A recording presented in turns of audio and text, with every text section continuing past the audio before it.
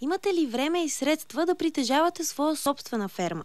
Да, ако тя е виртуална. Милиони запалени фермери от Фейсбук по целия свят започват и завършват деня си с вълнение около това дали са прекопали насажденията и как да се здобият с повече крави. Имате ли Farmville? Какво? Моля? Не знам, аз даже не знам какво представлява това. Много се дразня, постоянно ми пращат покани за това нещо. Не. Около 1% от населението на света играе в Farmville. Тази активност вече даде и жертви. Бебе от Флорида е било убито от майка си, защото й пречело да играе. У нас виртуалната ферма стана повод за уволнение, след като общинския съветник Димитър Керим бе хванат да събира реколтата по време на заседание в Пловдив. Това е за хора, които не разбират от компютърни игри. Те играят в Фейсбук в тези игри. Защо сте започнал? Защото ме поканиха да играя и реших да поиграя малко. Наистина едно от обясненията защо хората толкова лесно се зарибяват да извършват такъв тежък виртуален труд като фермерството е, че те стават част от едно общество. А и в съседното ранчо се трудят техните приятели. В Farmville обществото е лесно да се чувстваш полезен. Трябва само да наглеждаш плантациите на своите съседи, докато те са заети. Прекратих, защото трябваше да съдя едни неща, които... Не е трябвало да се съдя. Да, не е трябвало просто. Безсмислено е. Как ще обяснявате факта, че много хора играят? Нямате си друга работа, изглежда. Не знам. Ако играете във всеки свободен момент, когато сте далеч от компютъра си мислите дали насажденията ви в Farmville не са изсъхнали или сънувате специфични моменти от вашите виртуални фермерски преживявания, значи сте напълно пристрастени и трябва незабавно да спрете. И без това популярността на Farmville в световен мащаб леко замира. А живото растение е за предпочитане и то няма нужда от почасово поливане.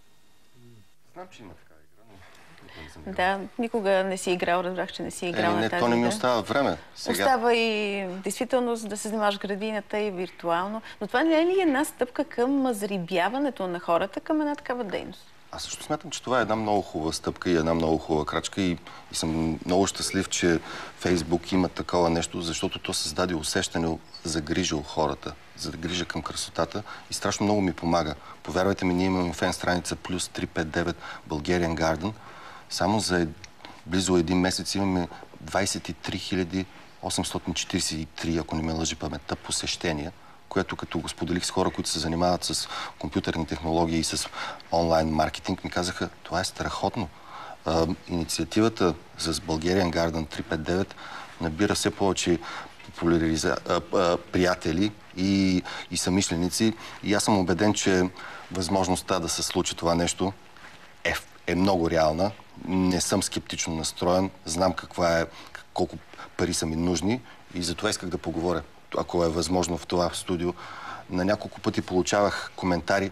Абе, ти лут ли си? Как така ще искаш 320 хиляди лева, за да направиш една градина? И веднага мога да ви кажа, 320 хиляди лева, като се разпределят на тези саксии, на една саксия става... Да, това нищо не е за едно такова начинание. Първо, че има себестойност, която е такава. Но само искам да говоря за изложението в Хемптън. Иван. Да, а нека да кажем и за двореца, в който се провежда. Той е много красив. Ние ще ви покажем и снимки тук от това красиво място. Дворецът е красив. Градината е много интересна. Има една смокиня там, много стара. И също е едно лозе, което казват повече от 300 години годишно. Покрито е. Сега с новите температури може да процъфти, не знам. Но има едно друго нещо. Има една алея, която става като тунел. Има две растения. Има глицина, която е синьо-лилава. Цялото. И от другата става нещо, което го има в градината във Варна, либурнум, който е жълто. Златен дъжд. Точно. Как го казваш? Златен дъжд. Златен дъжд. И той нормално е хръсталак. Но те са го научили да покрие този тунел. И имаш напролет златния дъжд и синята глицина. Нещо прекрасно. Аз още това ще го направим във Варна. Ще ти покажа как се прави, като сме в Испирих. Добре, с Може удоволствие. и в България да си има такъв мини замък и някаква подобна градина може да се направи. Със сигурност може. Ние имаме. Тук може да се прави вълшебни градини. Първо, че почвата е фантастична и климата е много добър. Мисля, че и хората имат страшно много любов. Защото най-важното нещо, спомням си, като тръгнах да се занимавам с градини. И мама ми каза, виж сега, моето момче, ако нещо ще се занимаваш и ще го правиш, ако нямаш любов, изобщо не дай да тръгваш. Благодаря ти, майче. И ти с много любов го правиш. Сега имаме връзка с оранжерия Плантава, в която нашите цветя ще тръгнат. Там ще ги подготвяш. Таня Токмакчиева е там. Нека да видим кои са героите на това пътуване. Разбрахме, че Мушкато, Здравец. Таня, добро утро. Ще ни покажеш ли какво вече има там за изложението? Добро утро, Галя. Наистина ние се намираме в една прекрасна градина, която е далеч от взривовете, от всички емоции, които БНТ цяла сутрин съобщават. До мен е господин Валентин Петков, който е собственик на оранжерия Плантава и участник в тази кауза. Как решихте да се включите? Считам, че ние има какво да покажем.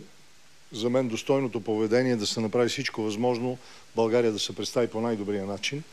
И за това приех предложението да се включи в тази кауза и мисля, че това е едно добро дело.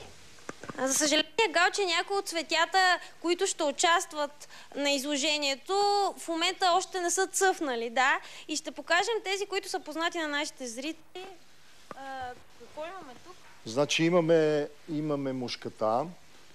Разбира се, аз съм от два цвята. Имаме много по-голямо разнообразие и това позволява да, за съжаление, обаче не може да видим нещо, има проблем с връзката. Това е едно, бих казал, традиционно българско цвете, макар че произходът му не е български.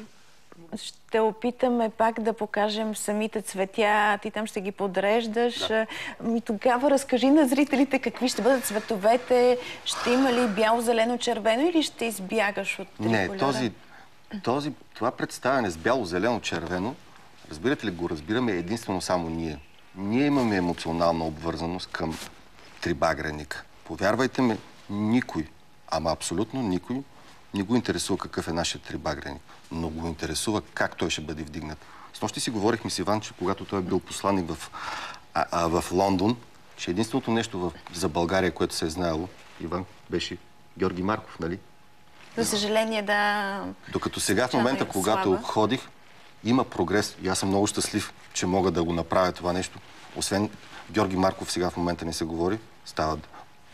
България е позната като Христо Стоичков, Митко Бербатов и ефтина дестинация туристическа.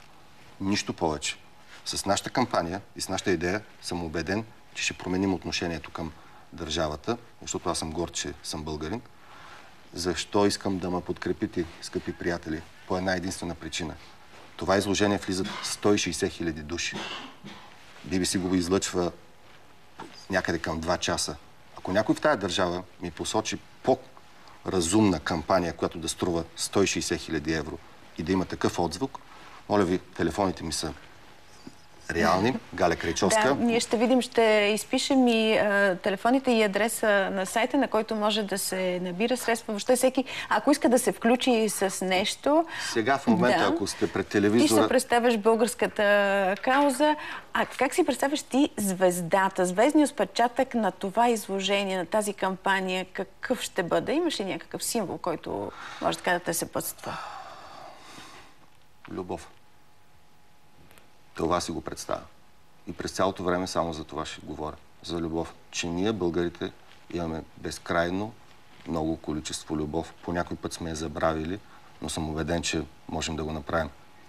Ще ни оставиш ли и такъв звезден отпечатък? Нещо свързано с твоята подготовка. Сега няма да ни оставиш основните инструменти. Не, инструментите, моля ви се, без които никъде не мърдаш. Ще си позволя да оставя за вашето предаване. Заповядай, Галя. Това е 4-листна детелина.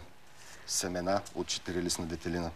Аз ти пожелавам и много късмет да ти донесе и на нашето изложение. Повече информация може да видите в сайта 359 Garden и в garden.net и във Facebook. Ние ви оставаме до другия четвъртък, сега с малко тротуарни новини от Андрея Дърганова. Довиждане!